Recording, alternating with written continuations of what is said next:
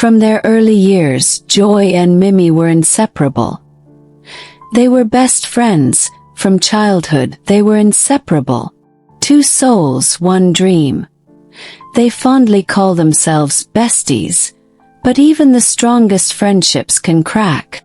As children growing up in the same village, they did everything together, including studying beneath the same tree, playing hide and seek, having similar aspirations to succeed in life, and even dreaming of being flatmates. They were more than friends. They were sisters. A bond built on trust, dreams, and innocence. Joy said excitedly, "Mimmi, we will always be best friends, right?" Mimmi replied smiling, "But even the purest friendships can be shattered. Some friendships last a lifetime, but we will be best friends forever." Being best friends was exciting. They enjoyed each other's company. They agreed to go to the same university to study the same course in executive management. Other students often saw them as sisters. They played together, shared stories, and stood for each other in good times and bad. Together, Joy and Mimmi faced life's obstacles. They dreamed of reaching the pinnacle of their careers, celebrated little wins, and supported one another through challenging exams. As best friends, they conquered every challenge. But life doesn't always go as planned. Mimmi said, "Can you believe we're going to graduate, Joy?" Joy replied, "It seems unreal, but I'm confident that both of us will succeed in the city." After landing executive positions in well-known companies, they both decided to be flatmates because the companies where they worked were nearby. This arrangement was ideal until their lives took different directions. Mimmi fell in love with Nathan, an executive accountant who was generous and driven. Nathan quickly proposed marriage to Mimmi, and she was overjoyed. She then shared the news with her best friend, Joy. Joy was quite sad when she heard that Mimmi was to get married before her. Joy, meanwhile, was still unmarried and had trouble settling into a committed relationship. Joy began copying Mimi's speaking style, dressing more like her, and even flirting with Nathan when Mimmi wasn't there. She was starting to become obsessed with jealousy. Joy, muttering to herself, "Everything is always given to Mimmi. Why her instead of me?" One day, Joy insisted they both knew each other's passwords for their phones and personal computer, just in case of emergency. Mimmi was against it initially, but reluctantly agreed after so much pressure on her by Joy. Joy said, "Bestie, I think we should exchange passwords on our phones and personal computers strictly for emergencies. You can never know. You know." Mimmi replied saying, "I do not think it's necessary, Joy. Yes, we are besties, but we also have privacy." Joy laughed and replied, "Privacy, Mimmi? You know we do not have privacy between us. I literally know everything about you the same way you know everything about me, okay?" Joy's jealousy started as mild animosity but quickly grew darker. She began to invade Mimi's personal space by reading her diary, tampering with her belongings, and even deleting important messages, Nathan messages from Mimi's phone. Joy whispering, saying, "Let's see the depth of their love and affection." Joy ruined Mimi's important presentation at work by replacing her notes with blank papers. Mimmi was confused when she discovered during the presentation that her notes were being replaced. She was humiliated in front of her supervisors and managers. The tension at home increased. When she got home, she asked Joy if she had replaced her presentation notes for blank notes. Mimmi politely asked, "Good evening, Joy. Did you mistakenly exchange my presentation notes? Because during the presentation, I noticed that my notes were being replaced, Joy. I was humiliated. It was not funny at all."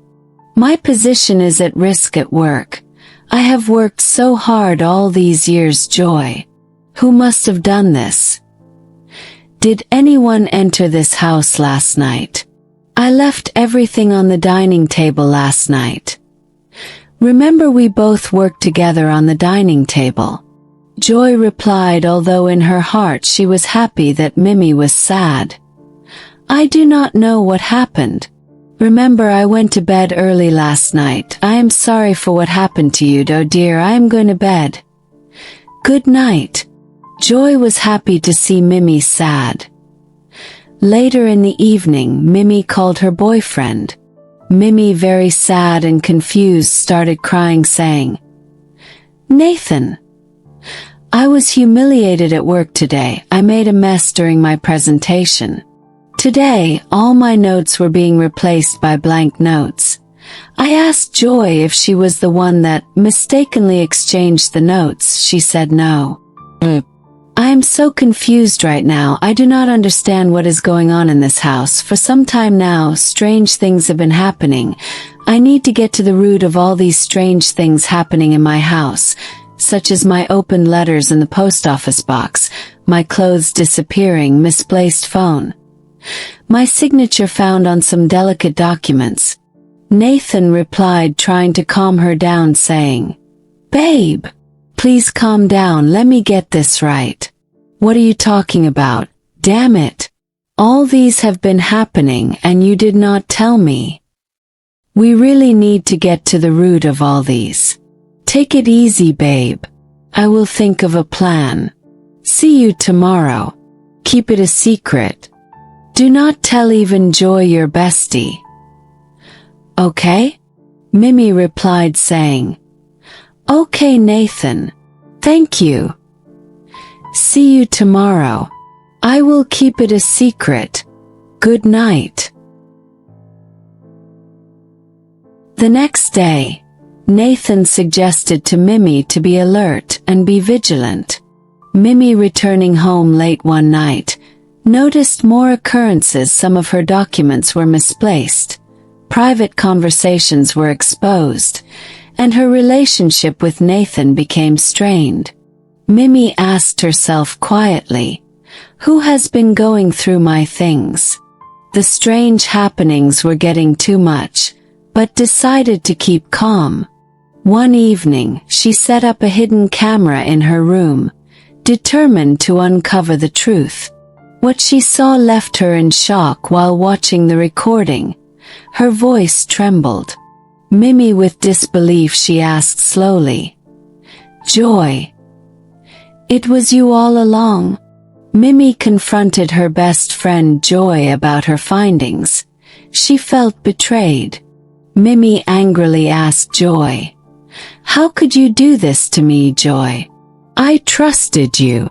Joy, tears streaming down her face, replied, I didn't mean to. I was tired of being in your shadow. Mimmi, I was jealous of you. Please, I am sorry. I don't know what came over me. It was the work of the devil. Please, Mimmi. Please forgive me. Mimmi sadly said, Friendship isn't about shadows, Joy. It's about lifting each other. But you let jealousy poison what we had. Joy. Joy. Why? Oh my God, Joy. After all these years, girl. All that we have been through. Joy, you broke my heart. I loved you like a sister. What will our parents say? Joy, you did not stop. You even had the guts to betray me at the company where I work, spreading false rumors about me at work, trying to destroy my credibility. But the truth soon came out, and Joy found herself isolated and shunned by colleagues and former friends. Mimmi, crying, said angrily, Joy, get out of this house. Go away, Joy. I do not want to see you again. I thought you were my friend. I trusted you, Joy. With my life. You betrayed me. Our friendship. Our love. Joy. Joy! How could you? How? You have broken my heart, Joy. Why? I loved you as sister, why? With tears, Joy started to pack her boxes to leave the house they both shared as flatmates for years. Their parents were all disappointed when they heard what happened. Sadly, it was beyond repair. The friendship between Mimmi and Joy that once stood the test of time crumbled to pieces because of jealousy and greed. Some months after Mimmi moved out of the flat and married Nathan and started her family, Joy, burdened by guilt, struggled with loneliness. She tried several ways to make amends, but Mimmi had long moved on without turning backwards. Joy, very lonely and sad, watched from afar as Mimi's children grew. As she celebrated milestones, Joy was no longer a part of Mimi's new family. One day, Joy found some old pictures taken together and an old friendship bracelet they had exchanged as children. Tears filled her eyes. Joy, whispering, saying sadly, "I destroyed everything. What came over me, gosh? I destroyed everything. I am truly sorry, Mimmi. I am truly sorry. I have lost my best friend. My bestie. All because of jealousy. Oh God, I feel so empty." But the poison of jealousy starts slowly. It consumes the envious, not simply harms the one being envied. Instead of celebrating Mimi's accomplishment as her own, Joy failed to do so, and what began as friendship descended into rivalry. Genuine friendship is a gift. It dwells on selflessness, love, and trust. Even the strongest ties fall apart when envy enters in. One fateful day, years later, Joy received a letter. It was from Mimmi. Inside was a simple note. Mimmi wrote, "Despite everything, I forgive you. I hope you find peace." Joy held the letter close to her heart, understanding that forgiveness was still possible even though certain relationships would never be reconciled. You see, seeking forgiveness is never too late. However, sometimes we have already lost what really mattered by the time we recognize our errors. This story teaches us not to share everything about you, not even with your best friend or as flatmates. Security measures should be applied when sharing an apartment with anyone.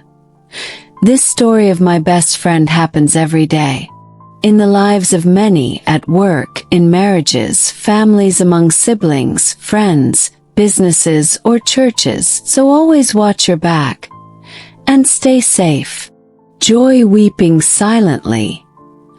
Please leave your comments below, subscribe, and share to family and friends. Guide your heart.